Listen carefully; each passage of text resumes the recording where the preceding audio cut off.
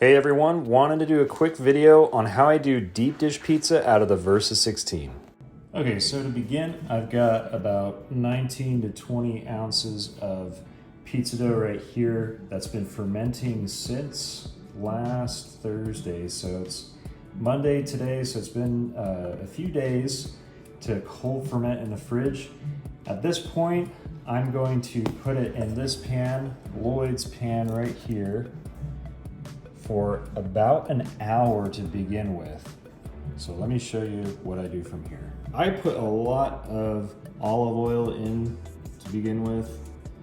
I don't really measure it out, I kind of eyeball it, but I would say that's about 2 to 3 tablespoons. I could be wrong, but at this point I just kind of glaze it around the pan. Once it gets to the corners there, I'll just kind of put it on the sides as well. So you can still see that there's a decent pool of olive oil. Here, I'll put it closer. I may actually do just a little bit more. You know, you want a good amount for a nice crispy crust. So be generous with this. All right, next up we've got our pizza dough here. And I don't know if you can tell, but I just stacked 2 9.5 ounce dough balls together. Just put it right here in the middle. Now it's still pretty cold because it's been in the fridge for a number of days. I'd say 3 to 4 days is, you know, a decent amount of time. You could do longer, but I made these on Thursday. Today's Monday. Now I'm just gonna let it sit here for about an hour. Once that hour's up, come and stretch it some more, because right now it's a bit stubborn with it being cold. I want it to warm up a little bit here in room temperature. So let's come back in an hour. Now some quick tips on making pizza dough.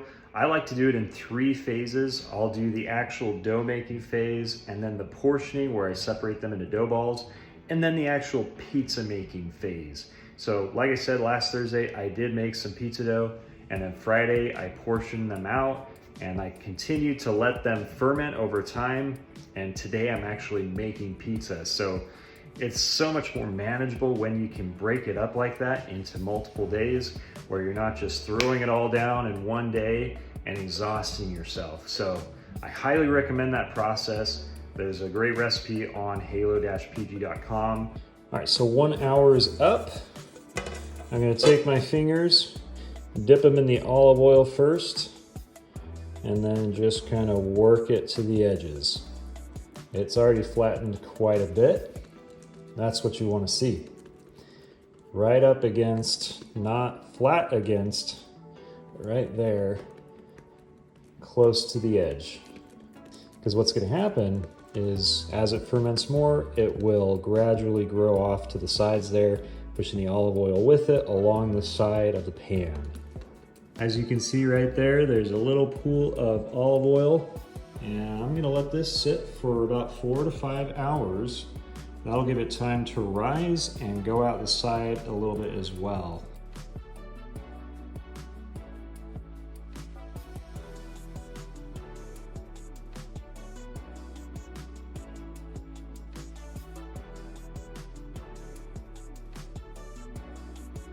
Okay guys, it's been about 5 total hours of room temperature fermentation. You can see it's reached the edges and it's ready to go in the Versa. Another quick note, you can see some of these bubbles forming. That is a good sign. Now you're gonna wanna grab your handy dandy temperature gun.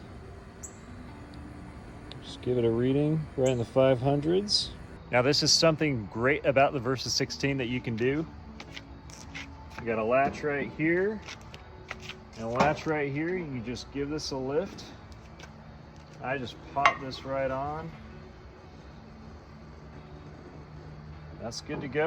And then I'll turn this right to low. Let's make sure that's good. Right to low, I'll let that sit for about 5 minutes. Not sure if you can hear that sizzling in there. That is the olive oil in action. I'm gonna lift this up and show you what it should look like. You've got some white spotting there, you know, that occasional brown spot. You can see it somewhat retracting from the edges so that you have enough space for the cheese to sit in there. So this is looking good. It's time to take out.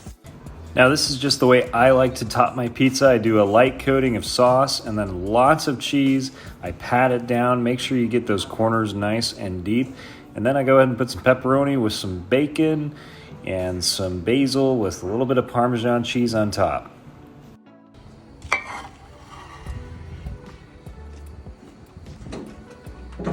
Now while this is cooking, I will say this is actually round Detroit style pizza, not Chicago style.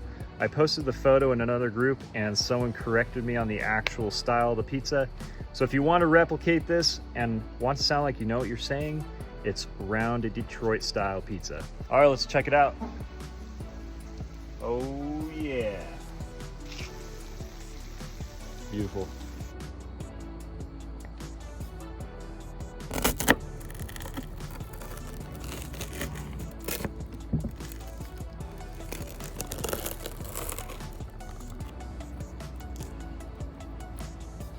What do you think, guys? Too dark or just right?